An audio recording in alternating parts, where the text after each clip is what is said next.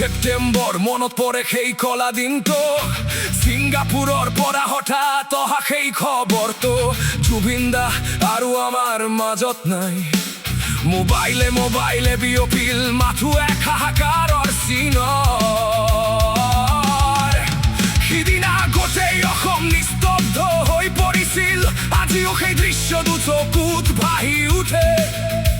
বুকুখন কঁপি উঠে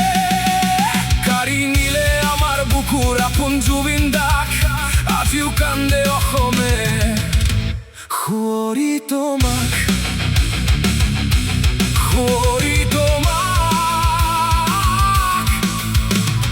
পোহৰ কাঢ়ি নিলে সিহঁতে অন্ধকাৰ কৰিলে ঘৰ মনত ৰাখিব অসমে এই চাৰিটা নাম বৰ্বৰ শ্যাম কণু মহন্ত শেখৰ জ্যোতি গোস্বামী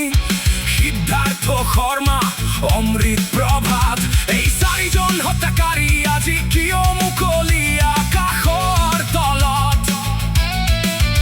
কোনো ক্ষোভ নাই নে কোনো সঁহাৰি নাই নে কাৰো বুকুত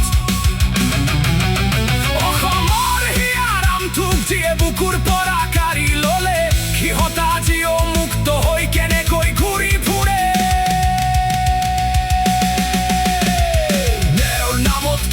বাৰু হিমন্ত মামাই আমাক কেৱল ভাষণ কেৱল প্ৰতিশ্ৰুতি পাহৰি পেলালে তোমাক তেওঁৰ নামত কি দিলে বাৰু হিমন্ত মামাই আমাক কেৱল ভাষণ কেৱল প্ৰতিশ্ৰুতি পাহৰি পেলালে তোমাক জুবিন দাক লৈ কেৱল লেতেৰা ৰাজনীতিহে হ'ল ভোটৰ অংকত মোৰ জুবিন দাৰ ন্যায় হেৰাই গ'ল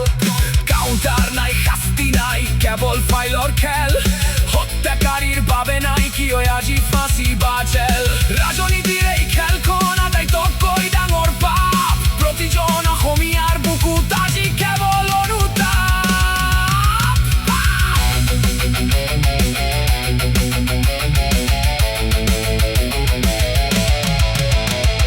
ছিংগাপুৰৰ সেই হাস্পতাল সেই নিদাৰুণ সময় অসমীয়াৰ বাবে আছিল যেন এক মহাপ্ৰলয় যিজন মানুহে অসমৰ বাবে নিজৰ জীৱন দিলে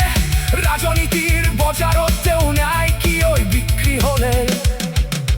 চিঞৰিছে অসমে ক্ষোভেৰে পাতি পৰিছে বুকু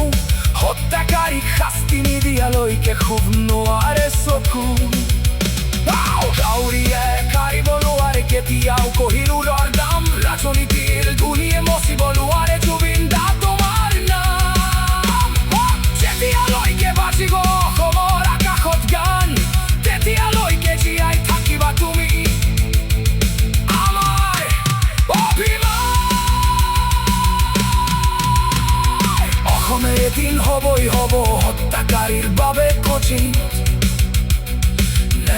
আমাক লাগিবই জুবিন দা